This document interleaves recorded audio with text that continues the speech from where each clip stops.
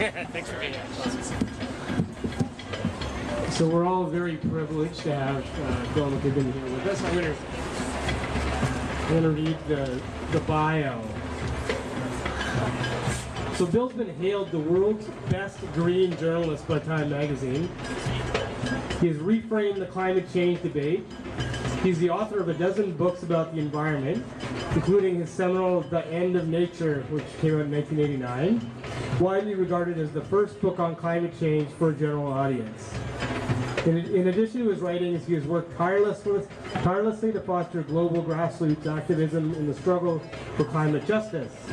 As head of 350.org, he organized a demonstration that spanned 181 countries, labeled the largest ever globally coordinated rally of any kind by Foreign Policy magazine. Since 2009, he's organized over 15,000 rallies to pressure government and industry for real climate action. Bill McKibben is an interdisciplinary thinker, activist, and intellectual. He's moved by the force of conscience to fight a global inequity of the highest order, one where the behavior of a fortunate few devastates the vulnerable many. So let's give him a big round of applause. Welcome him to Occupy Vancouver. Well, thank you guys enormously. What an honor for me to get to be here. I've been now to, I think, 7 Occupy encampments around the continent, and this is definitely the only one with a huge stone lion looking on, sort of happily supervising things. This is a great place, and it's a really wonderful for me to get to be here, and I wish it wasn't on the day when we'd had to watch Occupy Wall Street get booted by the Bloomberg administration in New York. That was enormously sad, and I gotta say, as a writer, in a way the most poignant part was watching film of the New York police just tossing all the books from the Occupy library in the trash. That spoke volumes. I guess that's a kind of bad way to put it, but that was a the whole thing was just terrible, and I have no doubt that it will come back strong in some other form. I got to go down to Occupy Wall Street right near the beginning and talk through the big human microphone when it was just kind of when that technology was just being perfected, and it was a lot of fun. And the first thing I said was, and I'll say it to y'all too, that for those of us who've been working on climate change for a long time, it was incredibly good to see people occupying Wall Street, because Wall Street has been occupying our atmosphere for the last 25 or 30 years. It's the reason we can't get anything done ever about climate change, is the power of corporations to keep change that everybody knows needs to happen from happening. And so what you're doing is extraordinarily important, and I'm going to maybe I'll just take a minute and tell you about this fight that we've been doing all year long, or all summer and fall long, in the States around the Keystone Pipeline coming from the tar sands in Alberta. Just because, among other things, is that better? Just because, among other things, it may give you more heart for your work here, because we've actually had at least a little bit of kind of unexpected success in the last little while.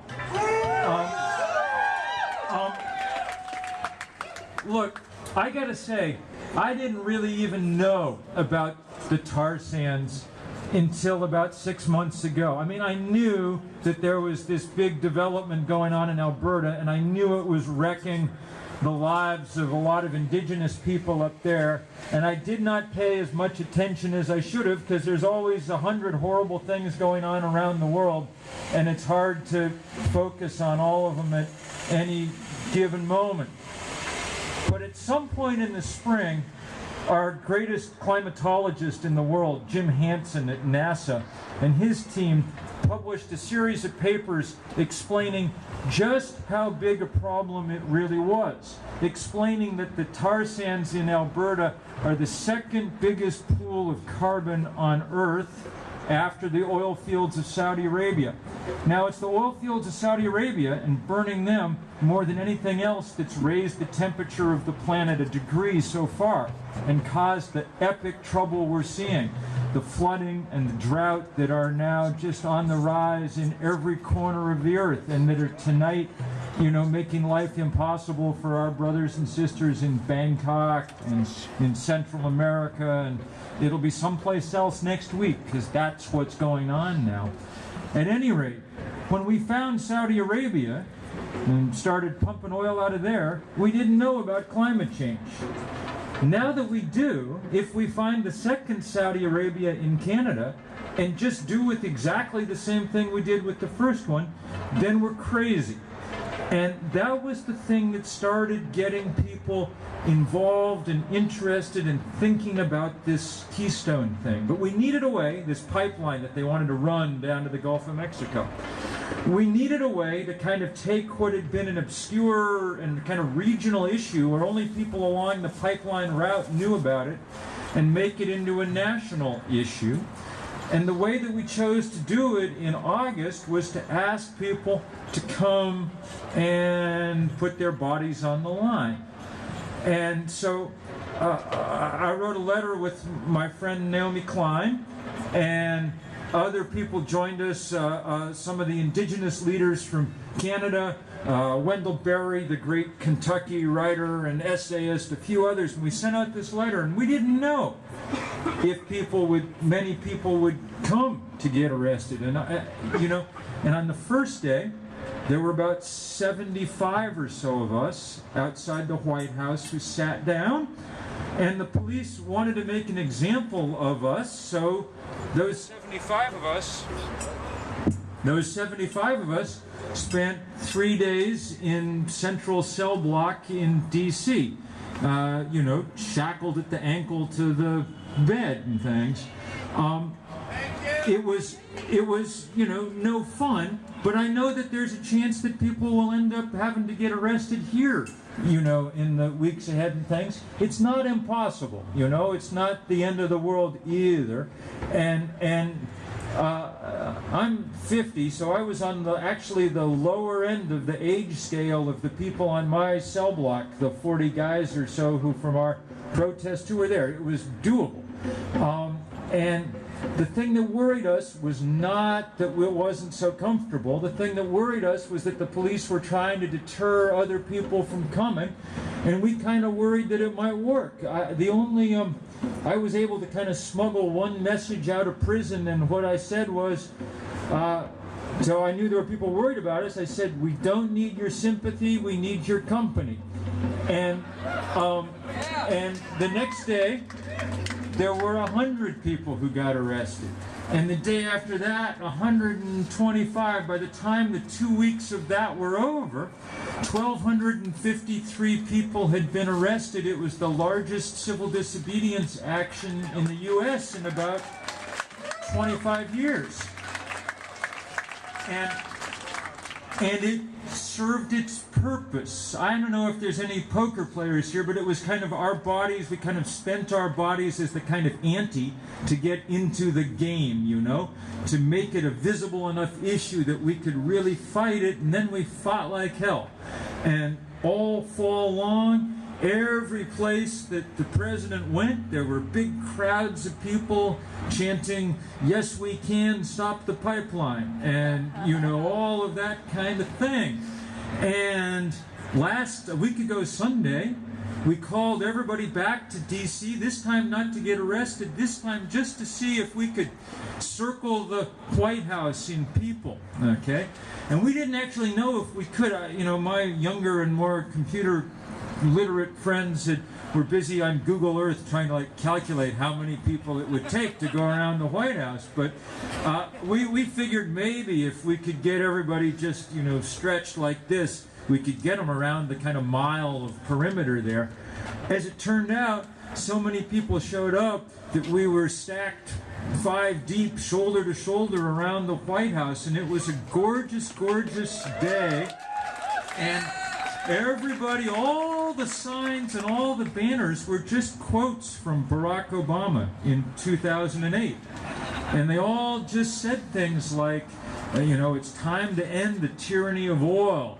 And in my administration, the rise of the oceans will begin to slow and the planet will begin to heal, and things like that.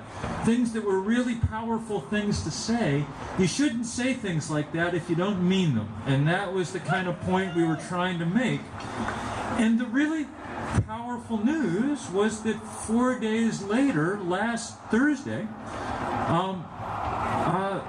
the President and the State Department announced that they were going to have a whole new re-review of this Keystone Pipeline, and that it was going to take at least a year, and that they were going to explicitly look into questions about climate change as part of doing it.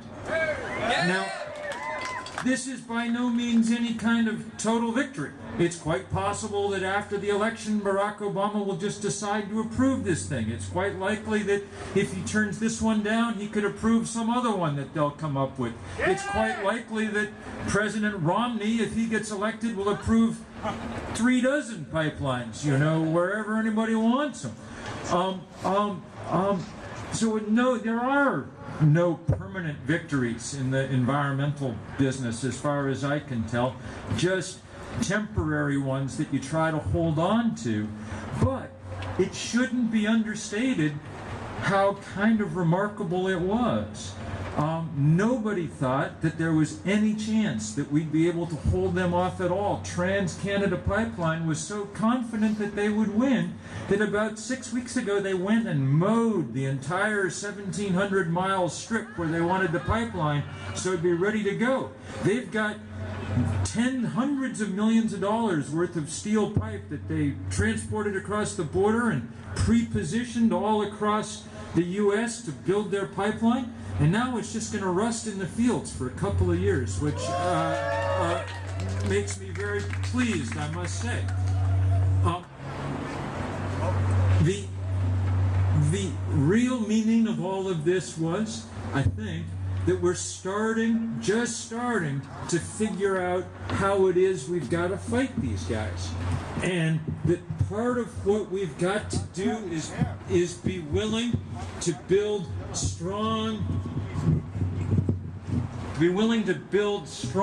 grassroots movements that are willing to be more on the line than they've been in the past.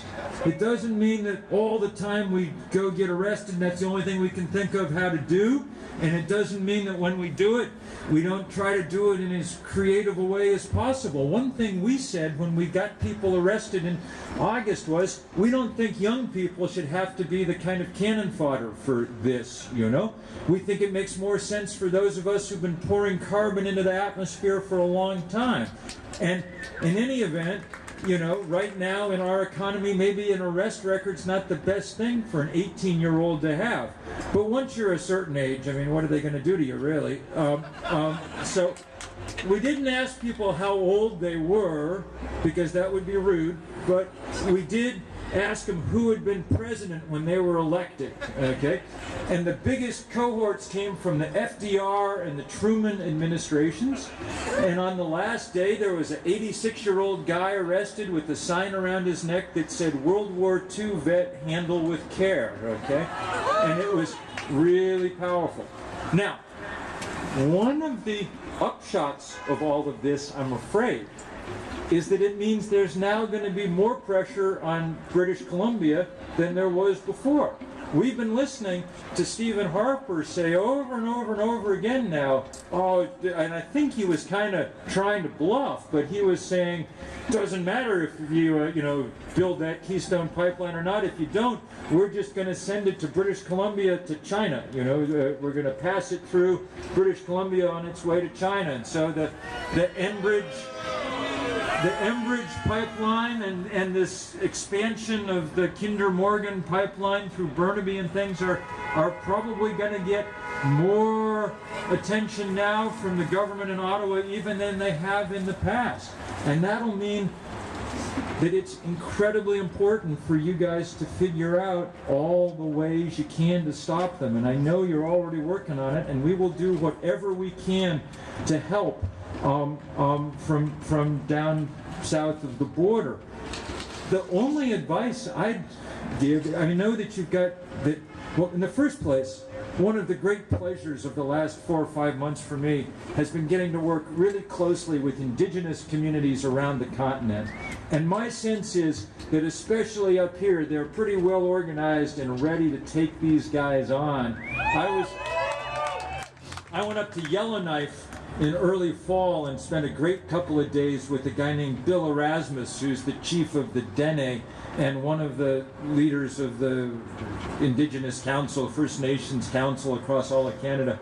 He said, "Don't worry, we've got it taken care of," you know, and I tended to trust him. He seemed like that kind of guy. So you've got good allies to begin with.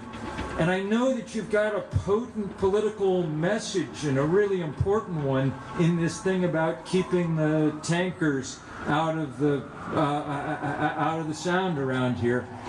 It is an absolute given that oil spills whenever we do anything with it. The pipeline that TransCanada built, the kind of precursor to Keystone that they opened last year, they predicted would leak 2 times in a decade, and it leaked 12 times in its first year, you know.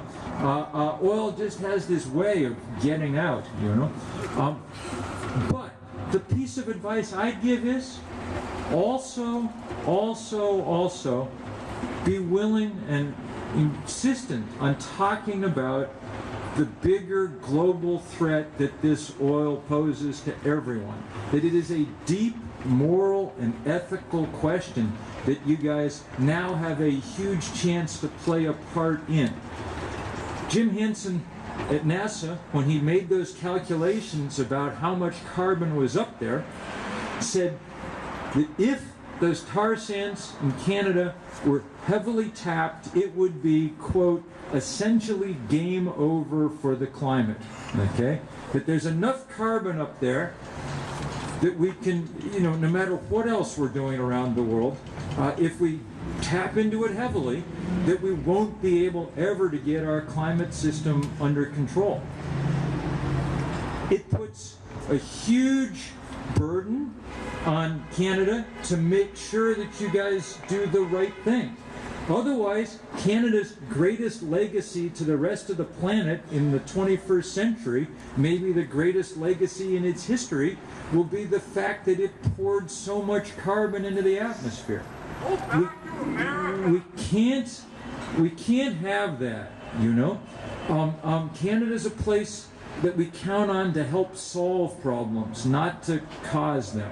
And its place in history has been helpful for so long, and we need that so much now, just in the same way that we need to count on the Brazilians to figure out how to keep the Amazon from being cut down. We need to count on Canadians to figure out how to keep those tar sands where they've happily been for the last few million years, which is safely underground, okay? And it's one of these times when we realize that we really are part of a larger world. My work for the last 3 or 4 years has been organizing this thing we call 350.org, which is based around our understanding now that 350 parts per million CO2 is the most we could safely have in the atmosphere, a number, unfortunately, that we're already well past. It's 393 parts per million here and everywhere else today, which is why, you know, Texas is burning and Bangkok is drowning and the Arctic is melting and the ocean is 30% more acid, and on and on and on and on. If you could torch tonight, thank God you can't, but if you could figure out a way to torch all the oil in Alberta off tonight, it alone would drive the atmospheric concentration of CO2 to about 540 parts per million, okay? That's how much carbon there is up there. The reason I bring up the 350 thing, the work we've been doing, is just to let you know that all over the planet there are people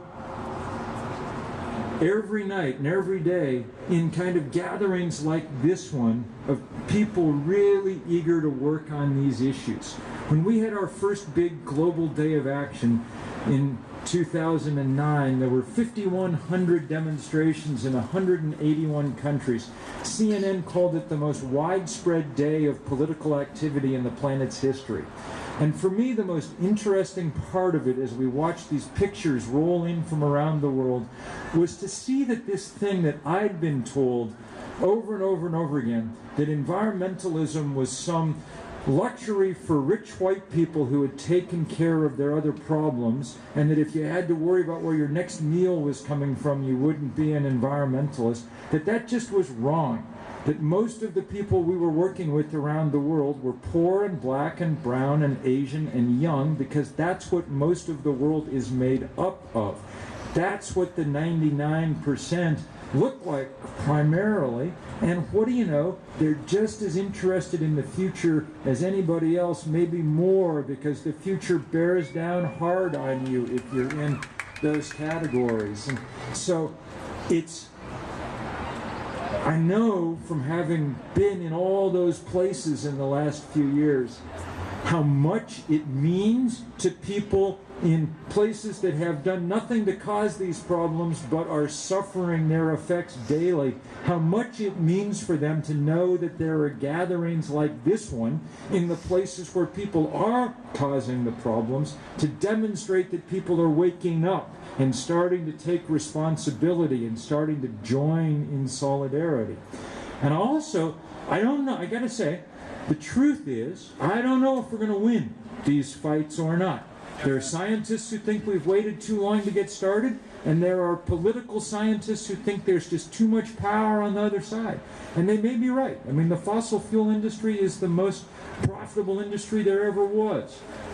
Exxon made more money last year than any company in the history of money. Look what it's done to your federal government. Sort of turned it into a kind of arm of the oil industry in many ways, okay?